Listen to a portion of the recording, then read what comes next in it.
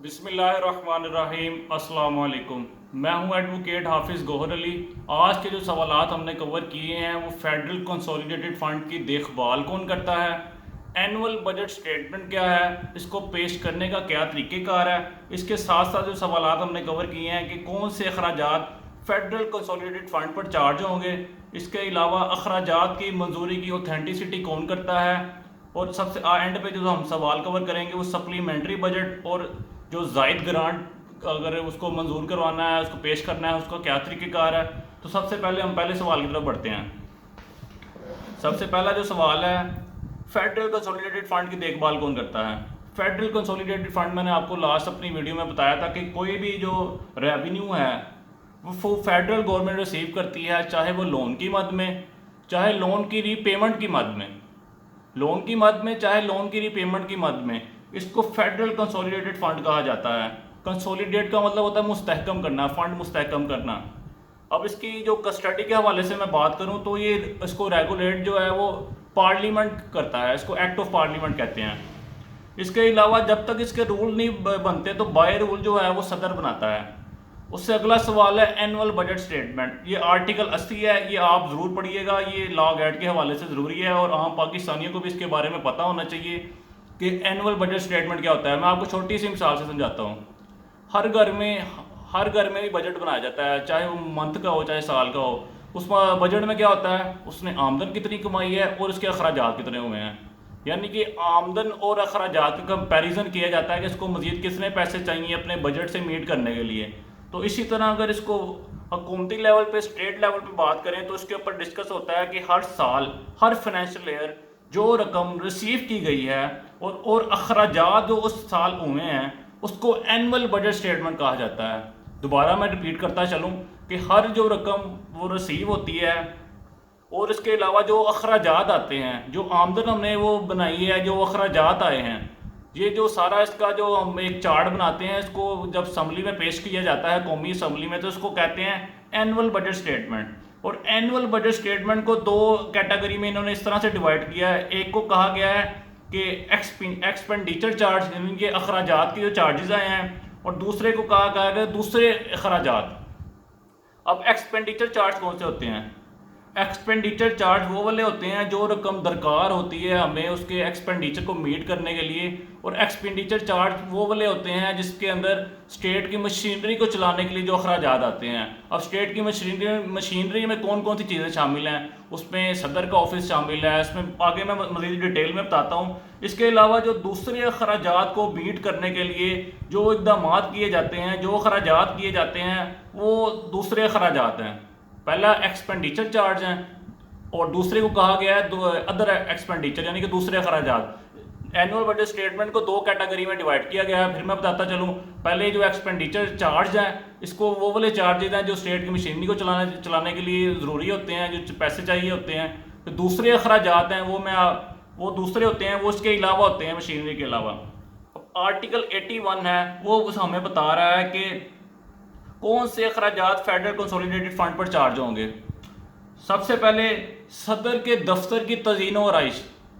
सदर के दफ्तर की तज़ीनो और आइश के लिए जो अखराजात होते हैं इसको एक्सपेंडिचर चार्ज कहा जाता है। इसके अलावा जजिस, सुप्रीम कोर्ट के जो जजेस हैं, इनके दफ्तर और इनके जो सारी रेम्यूनरेशन, यानी कि तज़ीनो और आइश, चीफ इलेक्शन कमिश्नर के जो अखराजात हैं, चेयरमैन और डिप्टी चेयरमैन, स्पीकर और डिप्टी स्पीकर ऑफ कौमी असम्बली, इसके अलावा ऑडिटर जनरल, एडमिनिस्ट्रेटिव एक्सपेंसेस जो आते हैं, इसके अलावा जो सुप्रीम कोर्ट के सर्वेंट्स हैं उनके जो अखराजात हैं, department of auditor general, secretariat of senate and the national assembly, और कौमी असम्बली के जो सारे ये जो अखराजात हैं, ये सारे उस कैटेगरी में फॉल कर रहे हैं जिसको मैंने बताया एक्सपेंडिचर चार्ज, जो रियासत की मशीनरी को चलाने के लिए जो अखराजात आते हैं।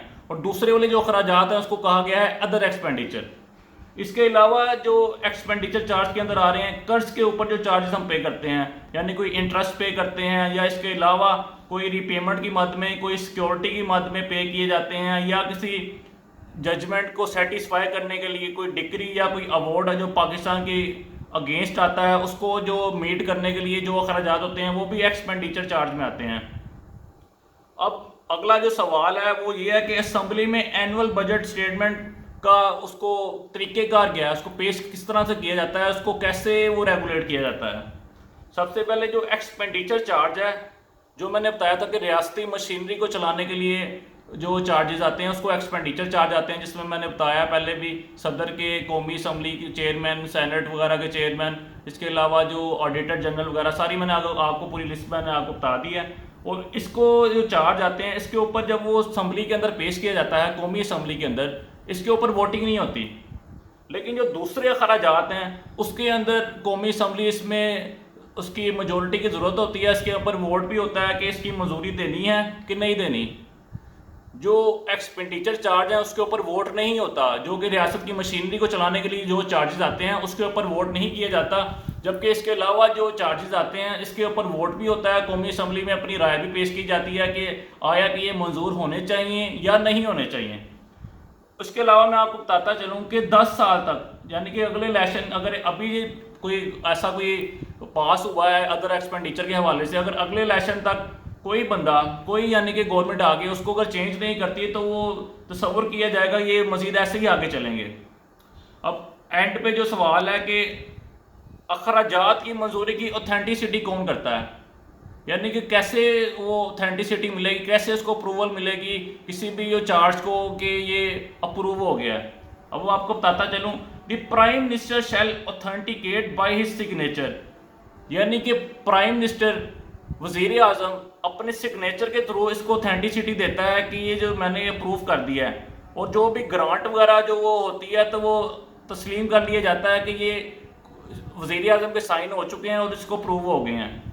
अब इसके अलावा मैं बताता चलूँ कि या जो रकम दरकार होती है एक्सपेंडिचर से मीट करने के लिए, वो इससे ज़्यादा नहीं होनी चाहिए कि जो एनुअल बजट स्टेटमेंट में बताया गया है।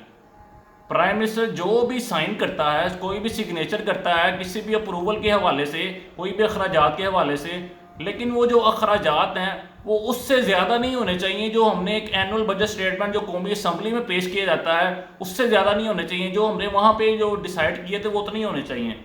अब इसके साथ मैं आपको बताता चलूँ कि कोई अगर सप्लीमेंट्री ग्रांट और जायद ग्रांट पेश करने का क्या तरीक़ेकार है, ये तो मैंने आप पहले बता दिया ना कि एनुअल बजट स्टेटमेंट क्या होता है, उसमें क्या अखराजात आते हैं, आमदन कितनी है और खर्च कितना किया है, उसको अब मीट किस तरह से करना है, उसको किस तरह से कवर करना है। फिर उसके हवाले से मैंने आपको बताया कि सप्लीमेंट्री और एक्सिस ग्रांट की ज़रूरत कब पेश आती है। अगर किसी साल, दोबारा सुनिएगा, अगर किसी साल कोई जो खर्चे हैं वो एक्सपेंड हो जाते हैं और फाइनेंशियल ईयर जो है उसमें इंसफिशिएंट रकम है, रकम कम पड़ गई है किसी सर्विस के लिए, अगर किसी साल में किसी सर्विस के लिए रकम कम पड़ गई है और अखराजात बढ़ गए हैं, तो उस सूरत में सप्लीमेंट्री ग्रांट जो है वो पेश की जा सकती है। या कोई ज़्यादा रकम इस्तेमाल हो चुकी है किसी सर्विस से, तो वो वफाकी हुकूमत, दोबारा बताता चलूँ कि किसी सर्विस के हवाले से कोई न्यू सर्विस अगर की दी गई है तो उसके लिए रकम कम पड़ गई है, तो उस सूरत में वफाकी हुकूमत को ऑथोराइज करेगा, चाहे वो खराजात एक्सपेंडिचर चार्ज हों। एक्सपेंडिचर चार्ज मैंने बता दिया रियासती मशीनरी को चलाने के लिए जो दूसरे अखराजात हैं वो अदर एक्सपेंडिचर कहा जाता है। चाहे वफाकी हुकूमत को चलाने के, वफाकी हुकूमत को ऑथोराइज करेगी, चाहे वो खराजात वो एक्सपेंडिचर चार्ज हों या दूसरे हों। सप्लीमेंट्री बजट उस हवाले से कौमी असम्बली में पेश किया जाएगा।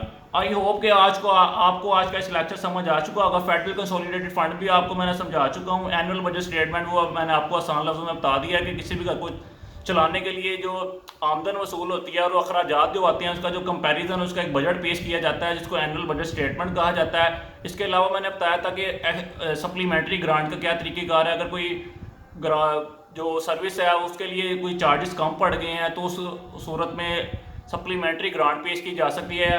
तो काइंडली इस चैनल को लाइक करें, सब्सक्राइब करें और बेल आइकन पर जरूर क्लिक कीजिएगा। थैंक यू, अल्लाह हाफिज़।